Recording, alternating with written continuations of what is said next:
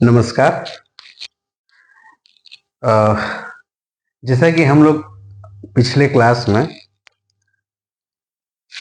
काफी कुछ अध्ययन कर चुके हैं। पिछले क्लास में हम लोग पढ़े थे प्रस्तर युग, है ना। प्रस्तर युग, प्रस्तर युग, है ना। इसी को हम लोग पाषाण काल भी बोलते हैं, है ना। प्रस्तर युग को दो भाग में हम लोग डिवाइड करते हैं। पाषाण काल, कौन सा? पाषाण काल, पाषाण काल और धातु काल, धातु काल, है ना। और फिर पाषाण काल को हम लोग तीन भाग में डिवाइड किए थे, है ना। तीन भाग में, तीन भाग में कौन कौन से?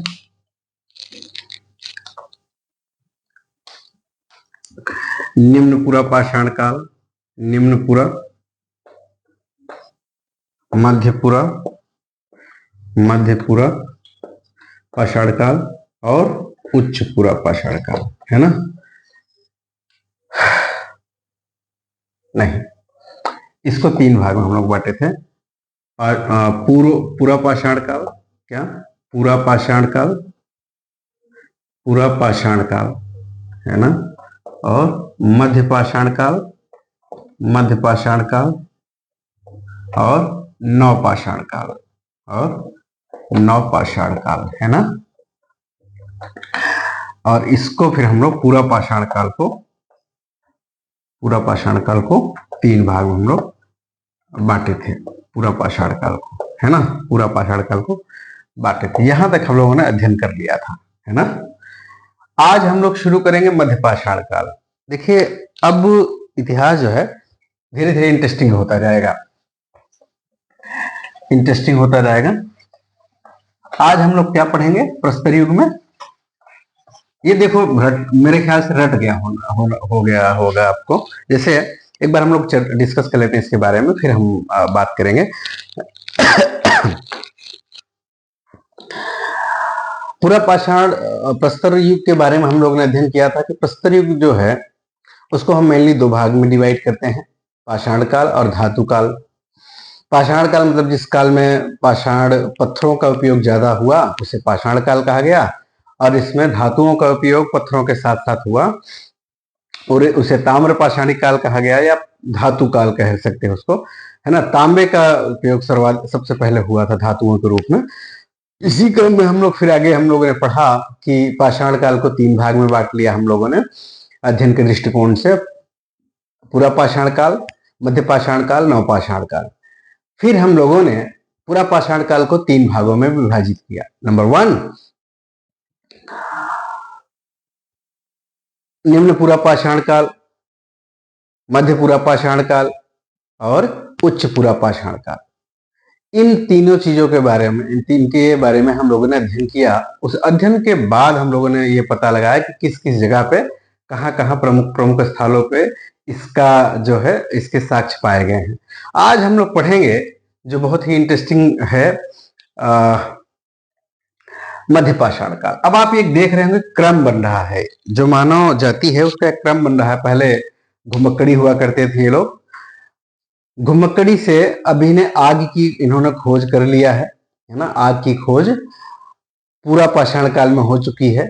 अब ये है ना ग्रुप में अब थोड़ा सा ये घुमक्कड़ी जीवन के साथ साथ ये थोड़ा सा अब शायद ये पके हुए मांस खाने लग गए हैं। अब ये नहीं मसाले वाला मांस उसके अंदर, है ना, मसाले एवरेस्ट वाला मसाला डाल के ये चिकन मटन बना रहे हैं, ऐसा कुछ नहीं। बस ये है कि आग का उपयोग थोड़ा बहुत करने लग गए हैं। और मैं ये कह रहा हूं कि आग का व्यापक प्रयोग, आप मैंने बताया था कि मध्य पूरा पाषाण काल में आग का व्यापक प्रयोग शुरू हो गया था। पूरा निम्न पूरा पाषाण काल में आग की खोज होती है और मध्य पूरा पाषाण काल में आग का व्यापक उपयोग। तो व्यापक उपयोग का यही मतलब हुआ कि पहले अभी आग जैसा कुछ पता चला, अब आग का उपयोग तेजी से होने लगा, कुछ कुछ उसका उपयोग होने लगा, तो ये वाइडली हो गया, है ना। उसके बाद हम लोगों ने पढ़ा था उच्च पूरा पाषाण काल। यहां तक हम लोगों ने पढ़ा, है ना। आज हम लोग पढ़ेंगे मध्य पाषाण काल। मध्य पाषाण काल के अंतर्गत हम लोग देखेंगे, बड़ा इंटरेस्टिंग है ये। यहाँ पे कुछ अलग चीजें अब दिखने लग गई हैं। मध्य मध्य पाषाण काल। मध्य पाषाण काल, पिछले क्लास में कुछ लोग जो है कमेंट कर रहे थे कि ठीक से दिख नहीं रहा है। इस बार जरा हमें बताएं। एक्चुअली हमारे पास कोई अभी असिस्टेंट नहीं है, हम खुद कर रहे हैं सारी चीजें, तो मुझे थोड़ा सा वक्त लग रहा है। इवन मैं देख रहा हूं कि चीजें ठीक लग रही हैं वैसे। अब मध्य पाषाण काल का जो टाइम हमने बताया था कल, इसका 12,000। देखिए टाइम पे आप लोग बहुत मत जाएं, क्योंकि इतना इंपॉर्टेंट है नहीं इसका समय के बारे में जानना, है ना। लेकिन बस थोड़ा सा ध्यान रखेंगे तो थोड़ा सा आसान रहेगा, अच्छा रहेगा, है ना। लगभग हमेशा लगभग लगाएं। पाषाण काल का कोई निश्चित डेट पता नहीं है किसी को भी, एनसीईआरटी में भी, तो इस तरह से आप लगभग लगा के लिखें। ये रामचरण शर्मा, आर एस शर्मा की किताब और एनसीईआरटी को बेस बना के ही हम पढ़ा रहे हैं। रोमिला थापर वगैरह भी हमने पढ़ा है, लेकिन उन सब चीजों को मिला के मैं बात कर रहा हूँ। तो आप ये देखें कि मध्य पाषाण काल का जो है ये 12,000 से 7,000 ईसा पूर्व का जो वक्त है वह मध्य पाषाण काल। अच्छा, मध्य पाषाण काल का जो मूल चीज है उसमें हुआ क्या क्या है? दो प्रमुख चीजें हैं। देखिए बहुत ज्यादा हुई, बहुत सारी चीजें हैं, लेकिन जो हमारे एग्जाम के पर्पज से इंपॉर्टेंट है उसके बारे में एक बात मैं आपके साथ शेयर करूं। आप लोग जैसे ही हम एंशिएंट हिस्ट्री या मिडिवल हिस्ट्री और मॉडर्न इंडिया ये सब हम जैसे ही खत्म करेंगे, उसके बाद हिस्ट्री खत्म करने के बाद एक दूसरे तरह की हिस्ट्री हम लोग फिर से पढ़ेंगे, जो बहुत आसानी से, बहुत आराम से हम लोग पढ़ेंगे, बहुत बृहद अध्ययन करेंगे। और मुझे पूरा विश्वास है कि उस तरह से इतिहास पढ़ने के बाद एक थोड़ी सी और समझ विकसित होगी। अभी एग्जाम के पर्पज से हम लोग ज्यादा डिस्कस करेंगे कि एग्जाम है यूपीपीसीएस का और Bihar PC. There are so many students has appearing in these examinations, so we have to understand one thing कि यार एग्जाम बहुत इंपॉर्टेंट है। अभी एग्जाम पे फोकस करते हैं, फिर एग्जाम जैसे ही प्रीलिम्स का एग्जाम हो जाएगा तो हम मेंस के पर्पज से भी पढ़ाएंगे, तो उस कंडीशन में हम लोग थोड़ा डिटेलिंग करेंगे और बहुत इंटरेस्टिंग बनने वाला है। और मैं कोशिश ये करूंगा कि कम समय में ज्यादा बेहतरीन चीजें आपको दी जाए। तो आइए हम लोग बात करेंगे। तो अब आप देखेंगे यहाँ पे पशुपालन, पशुपालन शुरू हो गया मध्य पाषाण काल में। लोग क्या करने लगे? पशुपालन, पशुपालन, है ना, पशुपालन, पशुपालन शुरू हो गया। पशुपालन शुरू, और माइक्रोलिथिक, छोटे छोटे औजार बनाए जाने लगे। माइक्रो, है ना, छोटे छोटे औजार, छोटे छोटे छोटे छोटे औजार। अच्छा, दिमाग में आ रहा होगा कि पशुपालन। अच्छा आप ये बताओ, अगर मैं मान लीजिए मैं पशुओं का पालन शुरू कर दिया, मैं ना, मेरा नाम ए है, मैंने 4-5 पशु रख लिया, है ना, पशु मैंने पाल लिया, है ना। अब इन पशुओं को लेकर मैं इसे घूम भी सकता हूं, लेकिन लंबे समय तक इसे कहीं घूमता नहीं घूमूंगा ना। ढेर सारे अगर पशु हमारे पास होंगे तो हम ज्यादा समय तक, अब ना फिर क्या करेंगे, अभी ये घुमक्कड़ी जीवन, अभी इनको हम लेके यहाँ वहां जहां हमें चारा वगैरह दिखाई पड़ेगा वहीं हम इनको लेकर घूमते रहेंगे, है ना।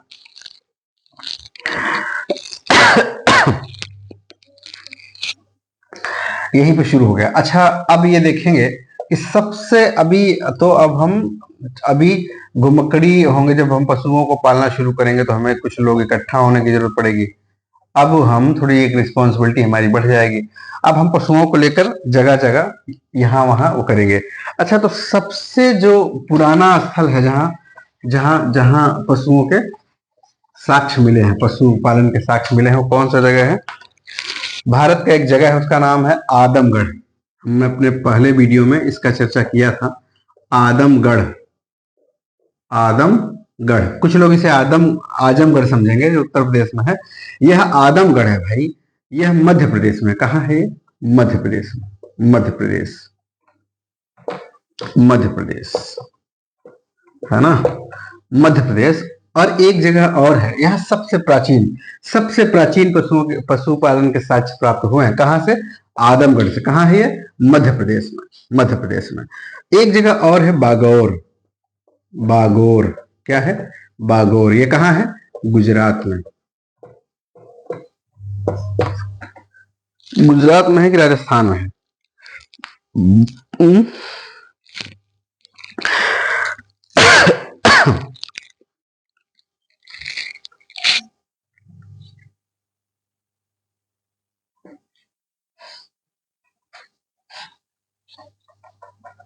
बागौर डिस्ट्रिक्ट राजस्थान में है, सॉरी, बागौर राजस्थान, राजस्थान है ना। बागौर डिस्ट्रिक्ट कहाँ है? राजस्थान में है। तो आप लोग ये देखें, अगर ये पूछा जाए कि पशुओं के भारत में, देखिए जब पाकिस्तान भारत का हिस्सा हुआ करता था, तो अगर वो देखेंगे तो सबसे जो प्राचीन पशुपालन के साक्ष्य मिले हैं वो कहाँ है? कहाँ है? पाकिस्तान का एक प्रांत है, कहाँ?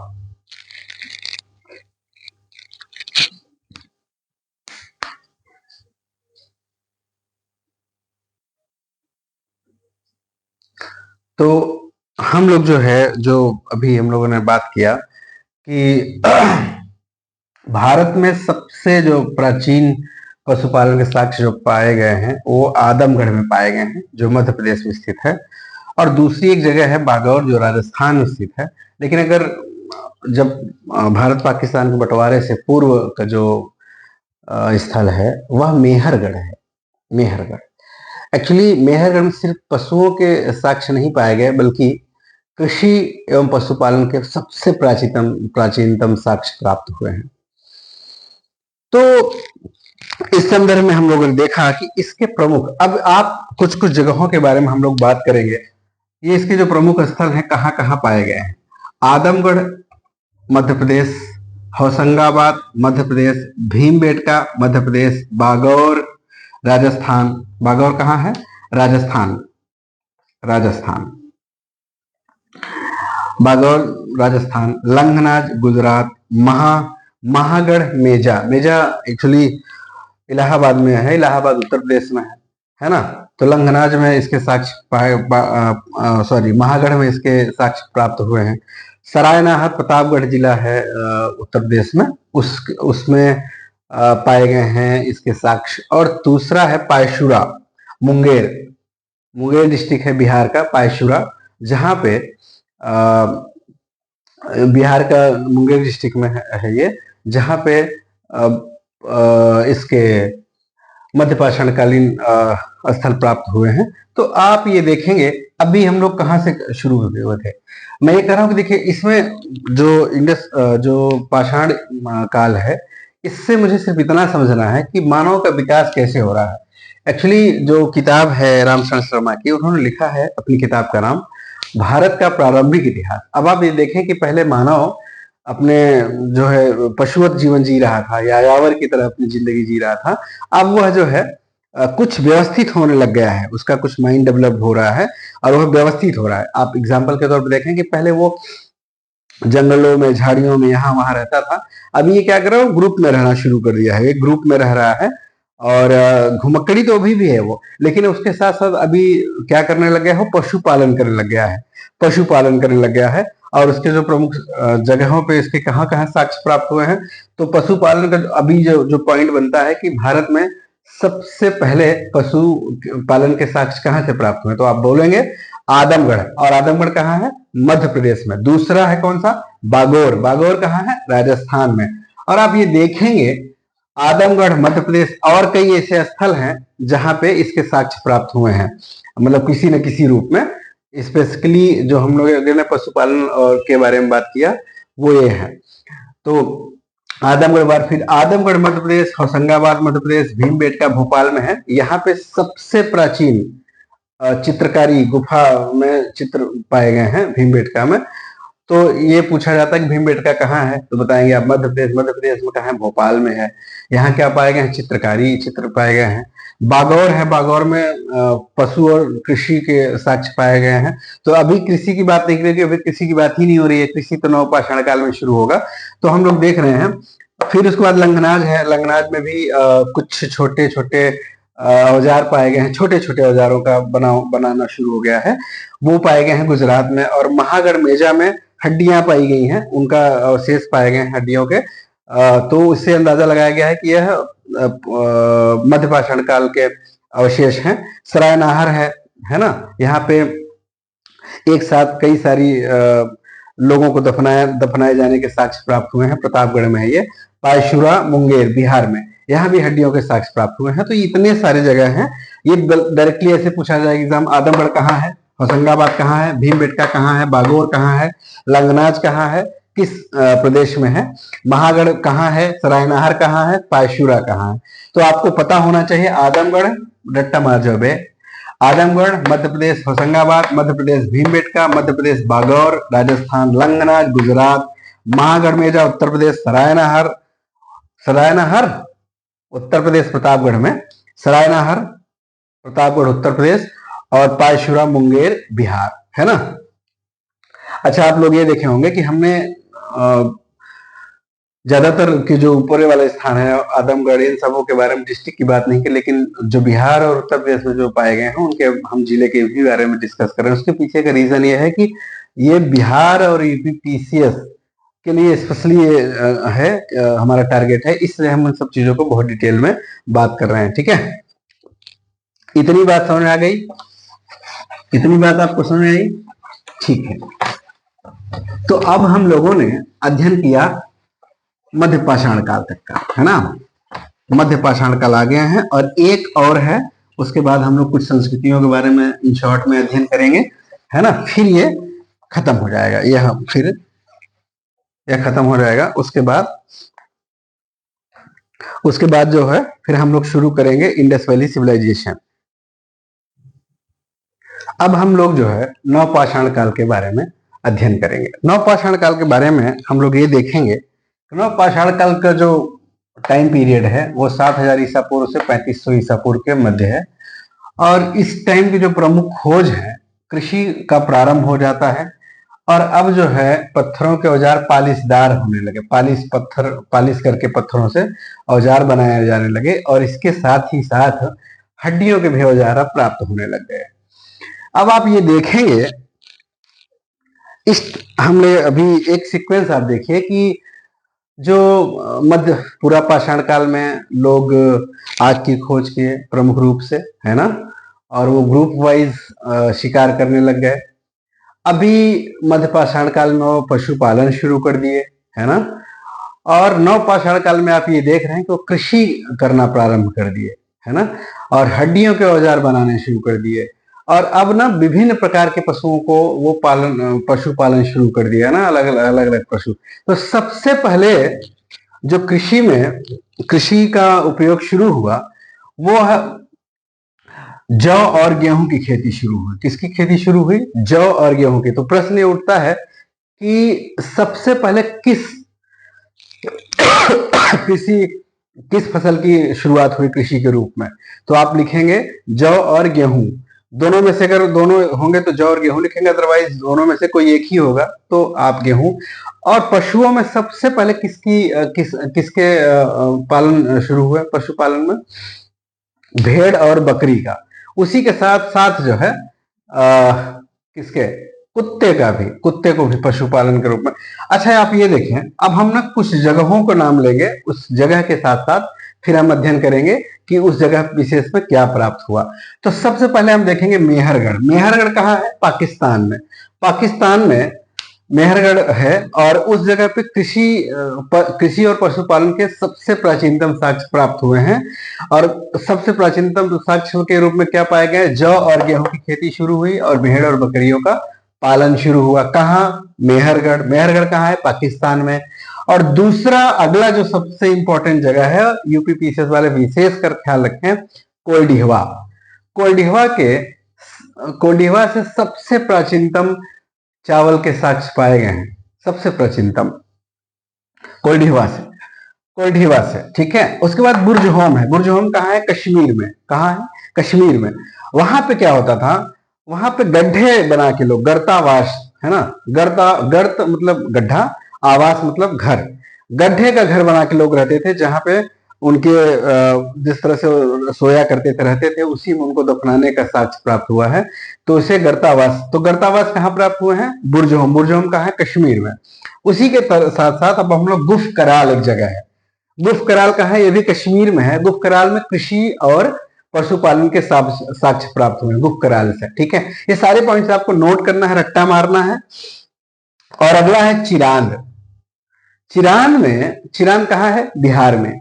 तो बिहार का जो जगह है चिरांद, वहां से हड्डियों का औजार और कुत्ते को पालतू पशु के रूप में पहली बार देखा गया है। वो कहाँ है? चिरांद कहाँ है? बिहार में।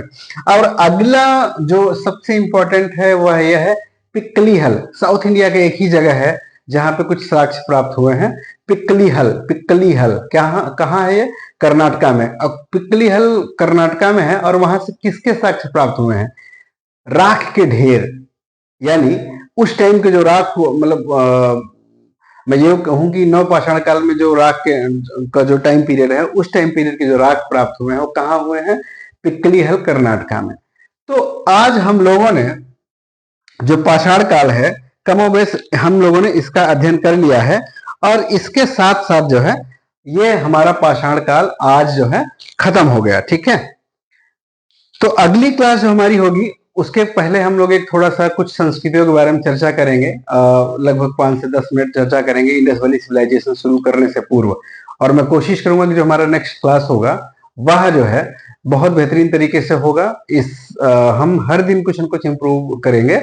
और अगर कुछ आप लोगों को सजेशन के रूप में लगे कि ये और इस चीज को बेहतर किया जा सकता है, तो प्लीज हमें सजेस्ट करें और हम उसमें सुधार करेंगे और बेहतर करने की कोशिश करेंगे। ठीक है, नेक्स्ट क्लास हम लोग जो है, हमारा जो नेक्स्ट क्लास होगा वह होगा इंडस वैली सिविलाइजेशन, हड़प्पा घाटी सभ्यता। बहुत इंटरेस्टिंग सब्जेक्ट क्लास होने वाली है। तब तक के लिए जय हिंद, जय भारत।